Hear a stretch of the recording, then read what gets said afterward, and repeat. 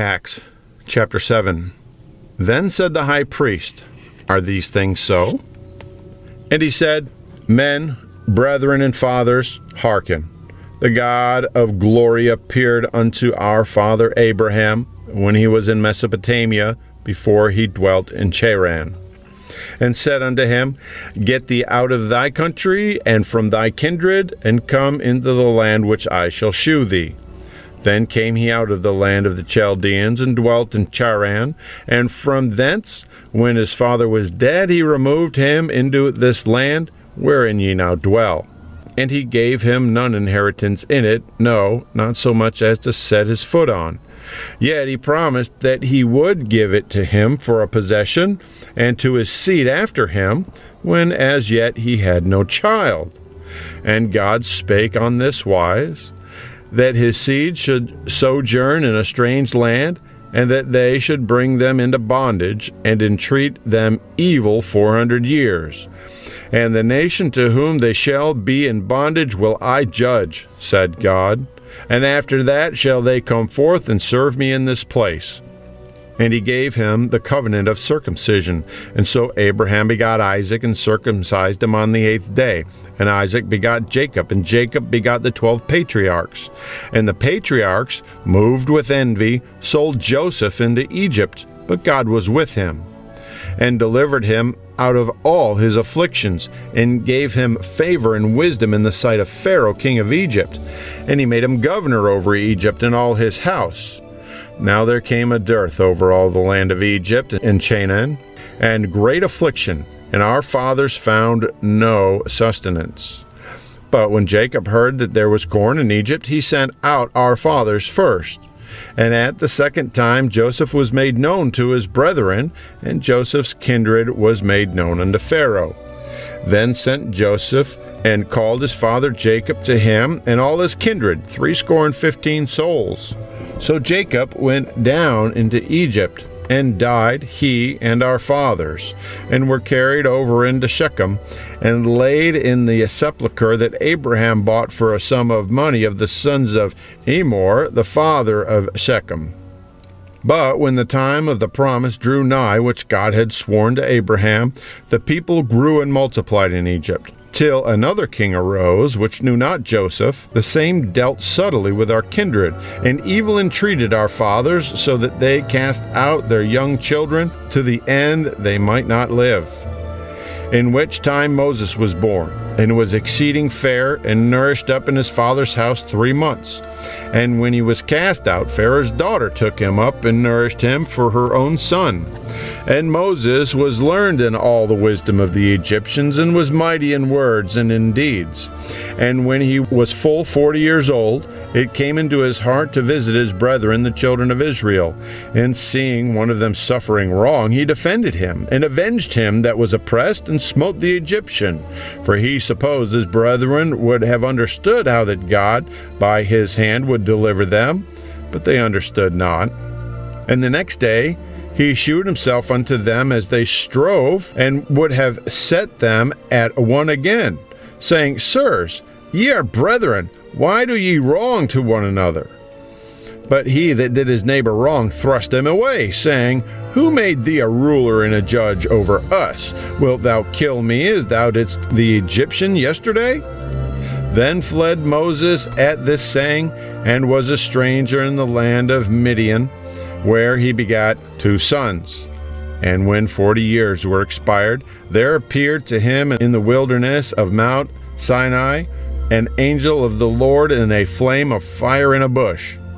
When Moses saw it, he wondered at the sight, and as he drew near to behold it, the voice of the Lord came unto him, saying, I am the Lord of thy fathers, the God of Abraham, and the God of Isaac, and the God of Jacob.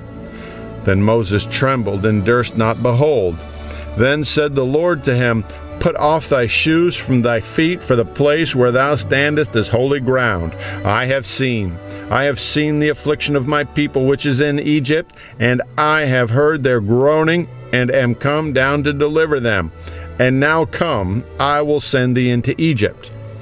This Moses, whom they refused, saying, Who made thee a ruler and a judge? The same did God send to be a ruler and a deliverer by the hand of the angel which appeared to him in the bush. He brought them out after that he had shewed wonders and signs in the land of Egypt and in the Red Sea and in the wilderness 40 years.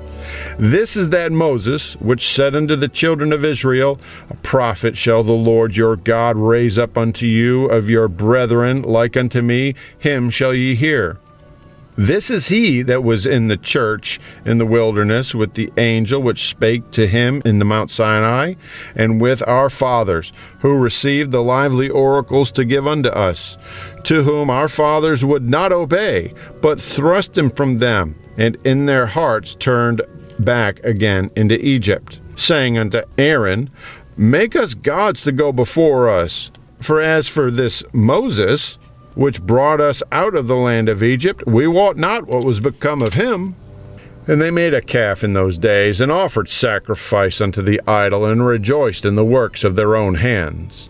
Then God turned and gave them up to worship the host of heaven, as it is written in the book of the prophets, O ye house of Israel, have ye offered to me slain beasts and sacrifices by the space of 40 years in the wilderness? Yea, ye took up the tabernacle of Molech, and the star of your god Remphan, figures which ye made to worship them, and I will carry you away beyond Babylon. Our fathers had the tabernacle of witness in the wilderness, as he had appointed, speaking unto Moses, that he should make it according to the fashion that he had seen, which also our fathers that came after brought in with Jesus into the possession of the Gentiles, whom God drave out before the face of our fathers unto the days of David, who found favor before God and desired to find a tabernacle for the God of Jacob. But Solomon built him an house. Howbeit the Most High dwelleth not in temples made with hands, as saith the prophet, Heaven is my throne, and earth is my footstool. What house will ye build me, saith the Lord? Or what is the place of my rest? Hath not my hand made all these things? Ye stiff-necked and uncircumcised and hardened ears, ye do always resist the Holy Ghost. As your fathers did, so do ye. Which of the prophets have not your fathers persecuted? And they have slain them which shewed before of the coming of the just one, of whom ye have been now the betrayers and murderers, who have received the law by the disposition of angels, and have not kept it. When they heard these things, they were cut to the heart, and they gnashed on him with their teeth. But he, being full of the Holy Ghost, looked up steadfastly into heaven, and saw the glory of God, and Jesus standing on the right hand of God, and said, Behold, I see the heavens opened, and the Son of Man standing on the right hand of God. Then they cried out with a loud voice, and stopped their ears, and ran upon him with one accord, and cast him out of the city, and stoned him. And the witnesses laid down their clothes at a young man's feet, whose name was Saul. And they stoned Stephen, calling upon God, and saying, Lord Jesus, receive my spirit. And he kneeled down and cried with a loud voice, Lord, lay not this sin to their charge. And when he had said this, he fell asleep. Acts chapter 8. And Saul was consenting unto his death, and at that time there was a great persecution against the church which was at Jerusalem, and they were all scattered abroad throughout the regions of Judea and Samaria, except the apostles. And devout men carried Stephen to his burial, and made great lamentation over him. As for Saul, he made havoc of the church, entering into every house, and hailing men and women committed them to prison. Therefore they that were scattered abroad went everywhere preaching the word. Then Philip went down to the city of Samaria, and preached Christ unto them. And the people with one accord gave heed unto those things which Philip spake, hearing and seeing the miracles which he did. For unclean spirits, crying with a loud voice, came out of many that were possessed with them, and many taken with palsies, and that were lame were healed. and there was great joy in that city. But there was a certain man called Simon, which beforetime in the same city used sorcery, and bewitched the people of Samaria, giving out that himself was some great one, to whom they all gave heed, from the least to the greatest, saying, This man is the power of God. And to him they had regard, because that of long time he had bewitched them with sorceries. But when they believed Philip preaching the things concerning the kingdom of God in the name of Jesus Christ, they were baptized, both men and women. Then Simon himself believed also, and when he was baptized, he continued with Philip, and wondered, beholding the miracles and signs which were done. Now when the apostles which were at Jerusalem heard that Samaria had received the word of God, they sent unto them Peter and John. So when they were come down, prayed for them that they might receive the Holy Ghost. For as yet he was fallen upon none of them, only they were baptized in the name of the Lord Jesus. Then laid they their hands on them, and they received the Holy Ghost. And when Simon saw that through laying on of the apostles' hands the Holy Ghost was given, he offered them money, saying, Give me also this power, that on whomsoever I lay hands he may receive the Holy Ghost. But Peter said unto him, Thy money perish with thee, because thou hast thought that the gift of God may be purchased with money. Thou hast neither part nor lot in this matter, for thy heart is not right in the sight of God. Repent therefore of this thy wickedness, and pray God, if perhaps the thought of thine heart may be forgiven thee. For I perceive that thou art in the gall of bitterness, and in the bond of iniquity. Then answered Simon, and said, Pray ye to the Lord for me, that none of these things which ye have spoken come upon me. And they, when they had testified and preached the word of the Lord, returned to Jerusalem, and preached the gospel in many villages of the Samaritans. And the angel of the Lord spake unto Philip, saying, Arise, and go toward the south unto the way that goeth down from Jerusalem unto Gaza, which is desert.